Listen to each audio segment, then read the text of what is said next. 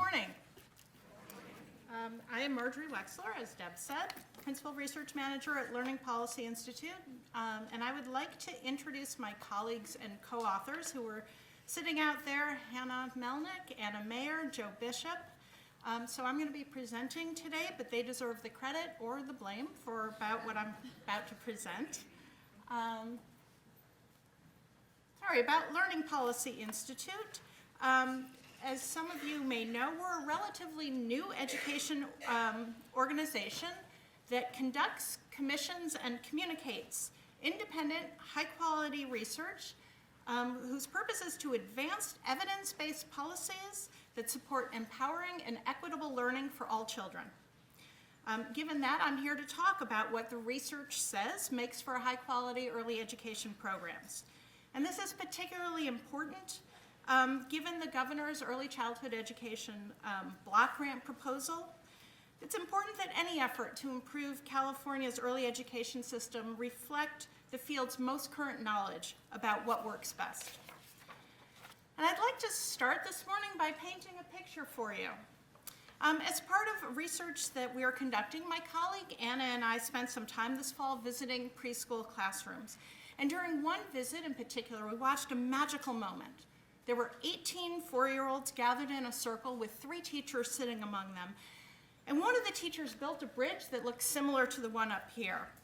But instead of blocks, she put little bears on top of them, one by one. And before she put each bear down, she asked the children, did they think the bridge could handle one more bear or not? So I can imagine the gasp of each bear that's placed on them, the anticipation until finally it was the 16th bear, boom, it all fell down, children shrieked. She did the experiment again. This time she crinkled the paper first, and she had the students predict, could the bridge hold more than or fewer than 16 bears? This 3-minute lesson ended with the teacher telling the kids that there were lots of materials waiting for them outside so they could build their own bridges and do their own experiment, and off they ran.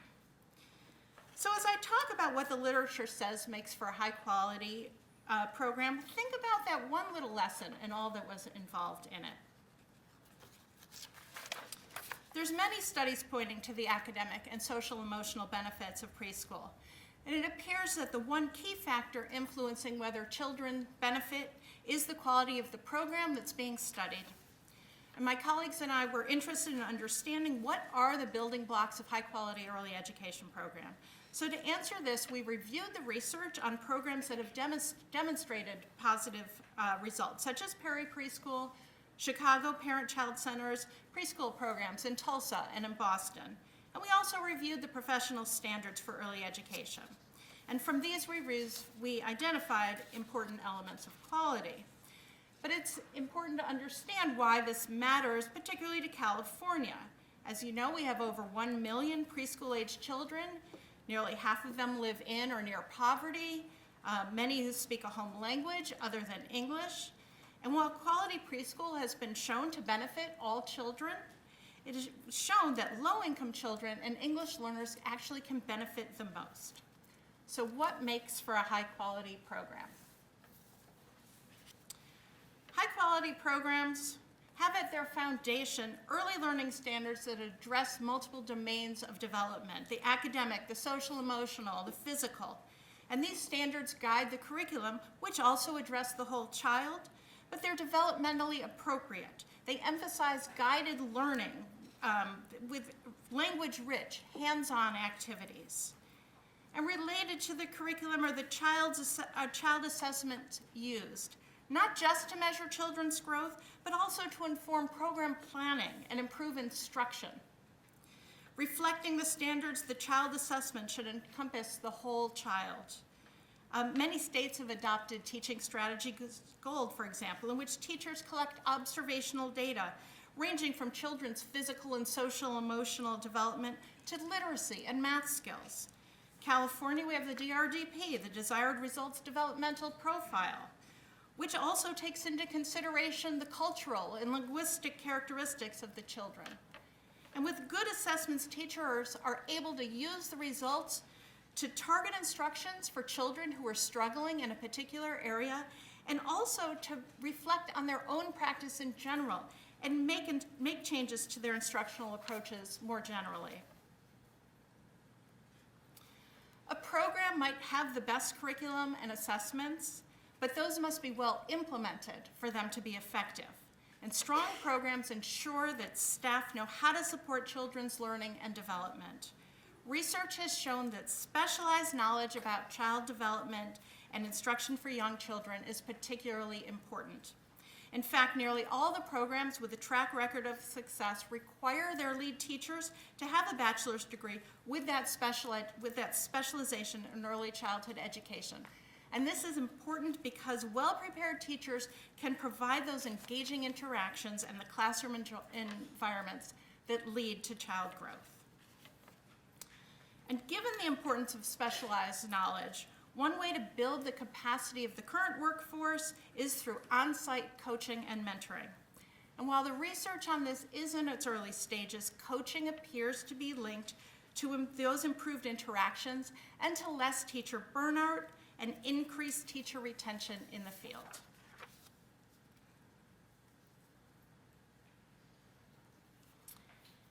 As I said earlier, we all know that California is incredibly diverse, and high-quality programs recognize this diversity and purposely support English learners and students with special needs. Research is clear that preschool has positive academic effects for English learners who can make academic gains equal to or greater than those of other preschoolers. And one way to accelerate this development is to provide some instruction in students' home language. A study of preschool programs in 11 states showed that Spanish speakers' reading and math scores improved more when they received more instruction in their native language. Likewise, purposely addressing students with special needs can reduce the likelihood that a student will require special education services later. The Head Start Impact Study, for example, showed that 3-year-olds with special needs who enrolled in Head Start had reduced inattentive behavior, fewer learning problems, and better teacher-child relationships by first grade than similar students who didn't participate. High-quality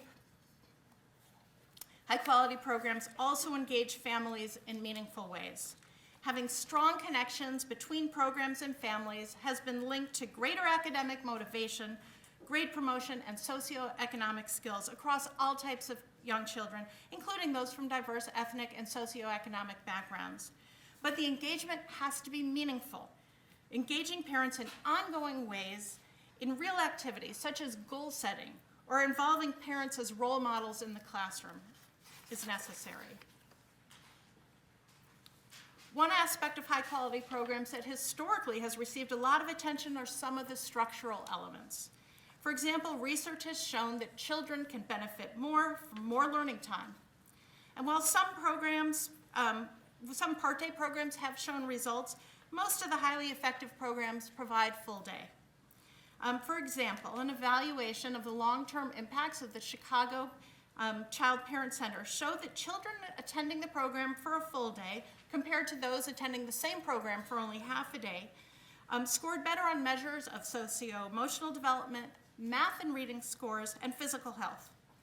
Likewise, attending preschool for more than 1 year can also benefit children. Most studies find that children who start preschool earlier and have 2 years of preschool do better than those who attend for 1 year.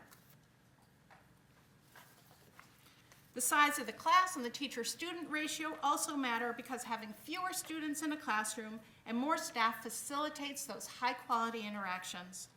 And although there is little research on the optimal number, general professional standards recommend a class size of no more than 20 students and a child-staff to ratio of 10 to 1.